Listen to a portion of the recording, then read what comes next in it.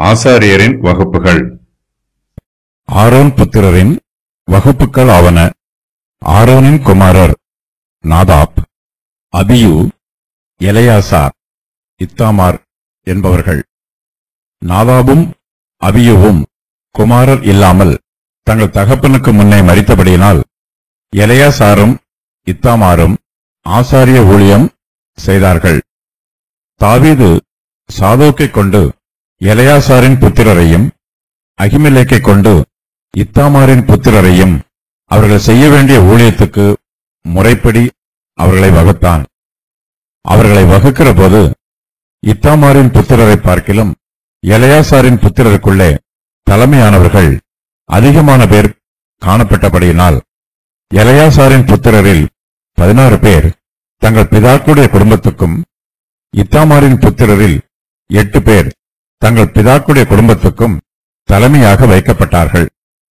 எலெயாசாரின் புத்திரரிலும் இத்தாமாரின் புத்திரரிலும் பரிசுத்த ஸ்தலத்துக்கும் தேவனுக்கு அடுத்த காரியங்களில் பிரபுக்களாய் இருக்கும்படிக்கும் இவர்களுக்கும் அவர்களுக்கும் வித்தியாசம் பண்ணாமல் சீட்டு போட்டு அவர்களை வகுத்தார்கள்.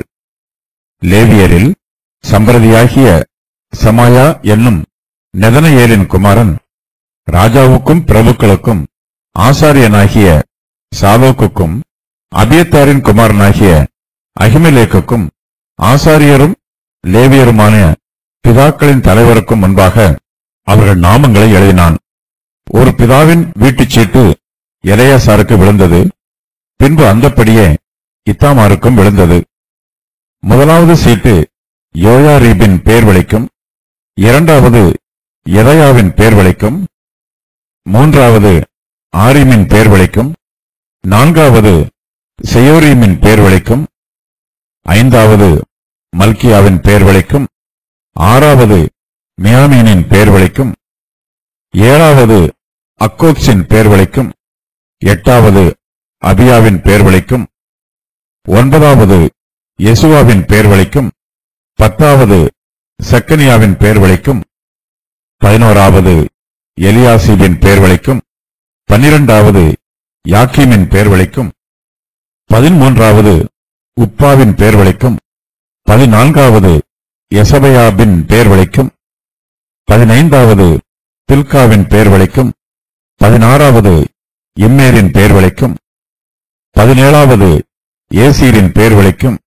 18வது அப்சேசின் பேர் வழிக்கும், 19வது பெத்தகியாவின் பேர் வழிக்கும், 20வது யகசக்கியேலின் பேர் வழிக்கும், 21வது யாகீனின் பேர் வழிக்கும், 22வது காமுவேலின் பேர் வழிக்கும், 23வது தெலாயாவின் பேர் வழிக்கும், 24வது மாசியாவின் பேர் வழிக்கும் விழுந்தது. இஸ்ரவேலின் தேவனாகிய கர்த்தர் அவர்கள் தகப்பனாகிய ஆரோனுக்கு கற்பித்தபடியே அவர்கள் அவனுடைய கட்டளையின் பிரகாரம் தங்கள் முறை வரிசைகளில் கர்த்தருடைய ஆலயத்திற்குள் பிரவேசிக்கும் அவர்களுடைய ஊழியத்திற்காக பண்ணப்பட்ட வகுப்புகள் இவைகளே. ஆசாரியருக்கும் லேவியருக்கும் கர்த்தருடைய ஆலயத்திலே பணிவிடைகள் நியமிக்கப்படுகிறது. அவர்கள் வெவ்வேறு வகுப்புகளாக பிரிக்கப்படுகிறார்கள். யூதர்கள் பாபிலோன் தேசத்து சிறையிருப்பில் இருந்து தங்கள் சொந்த தேசத்திற்கு திரும்பி வந்த பின்பு எஸ்ரா ஆசாரியரின் வகுப்புகளையும் லேவியரின் வகுப்புகளையும் அறிவிக்கிறார். முதலாவதாக ஆரோன் புத்திரரின் வகுப்புகளாவன என்று சொல்லப்பட்டிருக்கிறது. இந்த வகுப்புகளின் பிரகாரம் ஆரோனின் குடும்பத்தார் தங்களுக்கு நியமிக்கப்பட்டிருக்கிற தேவாலயத்து பணிவிடைகளை பகிர்ந்து கொள்ள வேண்டும். ஒவ்வொரு வகுப்புக்கும் ஒவ்வொரு பணிவிடை நியமிக்கப்பட்டிருக்கிறது. ஆசாரியர்கள் தங்களுக்கு நியமிக்கப்பட்டிருக்கும் பணிவிடைகளை பொறுப்போடும் நேர்த்தியாயும் செய்ய வேண்டும். ஒரு சரீரத்தின் ஒவ்வொரு அவயவமும் சீராக இயங்கும் போது முழு சரீரமும் சீராக இயங்கும். ஒவ்வொருவரும் தங்களுக்கு நியமிக்கப்பட்ட பணிவிடைகளை நேர்த்தியாய் செய்யும் போது கர்த்தருடைய ஆலயத்தின் எல்லா பணிவிடைகளும் நேர்த்தியாய் நடைபெறும். ஏனெனில் நமக்கு ஒரே சரீரத்திலே அநேக அவயவங்கள் இருந்தும் எல்லா அவயவங்களுக்கும் ஒரே தொழில் இராதது போல அநேகராகிய நாமும் கிறிஸ்துவுக்குள் ஒரே சரீரமாயிருக்க ஒருவருக்கொருவர் அவயவங்களாய் இருக்கிறோம். ரோமர் 12:4-5. எப்படியெனில் சரீரம் ஒன்று, அதற்கு அவயவங்கள் அநேகம். ஒரே சரீரத்தின் அவயவங்கள் எல்லாம் அநேகமாயிருந்தும் சரீரம் வெவ்வேறாகவே இருக்கிறது. அந்த பிரகாரமாக கிறிஸ்துவும் இருக்கிறார். 1 கொரிந்தியர் 12:12. ஆசாரியர் 24 வகுப்புகளாக வகுக்கப்பட்டிருக்கிறார்கள். இவர்கள் ஆரோனின் 2 குமாரரான எலெயாசார், இத்தாமார் ஆகியோரின் கீழ் 2 பிரிவாக பிரிக்கப்பட்டிருக்கிறார்கள். ஆரோனின் மற்ற 2 குமாரரான நாதாபும் அபியூவும் கர்த்தருடைய சந்நிதியில் குடித்து வெறித்து அந்நிய அக்கினியை காண்பித்ததினால் மரித்து போனார்கள். இவர்களுக்கு புத்திரர்கள் பிறக்கவில்லை. இத்தாமாரை விட எலெயாசாரிடத்தில் தலைமையானவர்கள் அதிகம் பேர் இருந்தார்கள். இதனால் எலெயாசாரின் புத்திரரில் 16 தலைவர்களும் இத்தாமாரின் புத்திரரில் 8 தலைவர்களும் வகுக்கப்பட்டார்கள். இவர்கள் பரிசுத்த ஸ்தலத்திற்கும் தேவனுக்கடுத்த காரியங்களுக்கும் பிரபுக்களாக இருந்தார்கள். இவர்களுடைய வகுப்பு விசாரிப்பு ஒவ்வொரு வாரமும் மாறி மாறி ஒவ்வொரு தலைவருக்கு வரும்.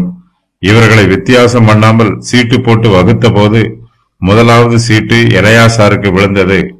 அடுத்த சீட்டு இத்தாமாருக்கு விழுந்தது.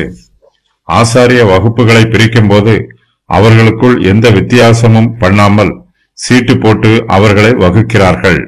சமாயா என்னும் சம்பிரதி லேவியருடைய பிதாக்களின் தலைவருக்கு முன்பாக ஆசாரியர்களின் நாமங்களையெல்லாம் எழுதி எல்லோருக்கும் முன்பாக சீட்டு போடுகிறார்கள்.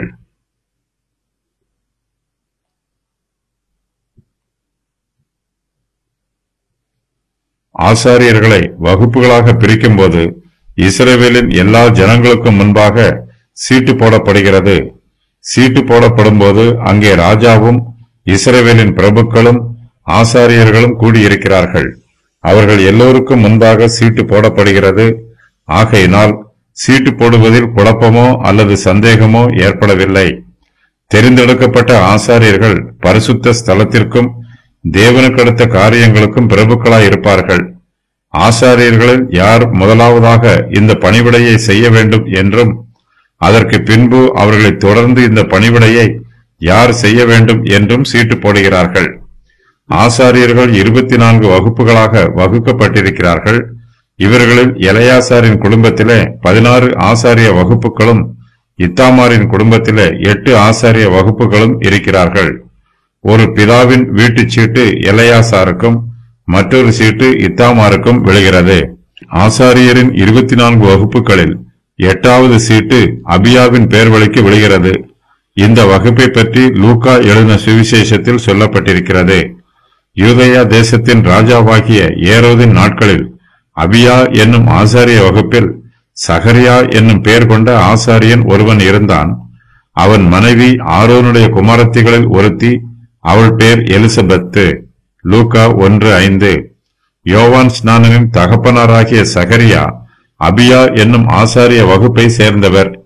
பழைய ஏற்பாட்டு காலத்தில் தாவீது வகுத்த ஆசாரிய வகுப்புகள் புதிய ஏற்பாட்டு காலத்திலும் மாறாமல் அப்படியே இருக்கிறது. தாவீதின் காலத்திற்கும் புதிய ஏற்பாட்டு காலத்திற்கும் இடையே இஸ்ரவேலின் சரித்திரத்தில் ஏராளமான சம்பவங்கள் நடைபெற்றிருக்கிறது. இஸ்ரவேலை துன்மார்க்கமான ராஜாக்கள் ராஜ்யபாரம் பண்ணி இருக்கிறார்கள். இஸ்ரவேல் தேசத்தார் அந்நிய தேசத்து சிறையிருப்புக்கு போனார்கள். ஆனாலும் பழைய ஏற்பாட்டு காலத்தில் தாவீது வகுத்த ஆசாரிய வகுப்பு இயேசு கிறிஸ்துவின் காலத்திலும் அப்படியே இருக்கிறது. ரோம பேரரசார் 2வது தேவாலயத்தை முற்றிலுமாய் அழித்து போட்டார்கள். அதுவரையிலும் தாவீது வகுத்த 24 ஆசாரிய வகுப்புகளே அவர்களுடைய முறைமைகளின் பிரகாரம் தேவாலயத்திலே ஆசாரிய ஊழியம் செய்தார்கள் என்றும் அதன் பின்பு ஆசாரியரின் வகுப்பு முறை ஒளிந்து போயிற்று என்றும் வேத பண்டிதர்கள் சொல்லுகிறார்கள்.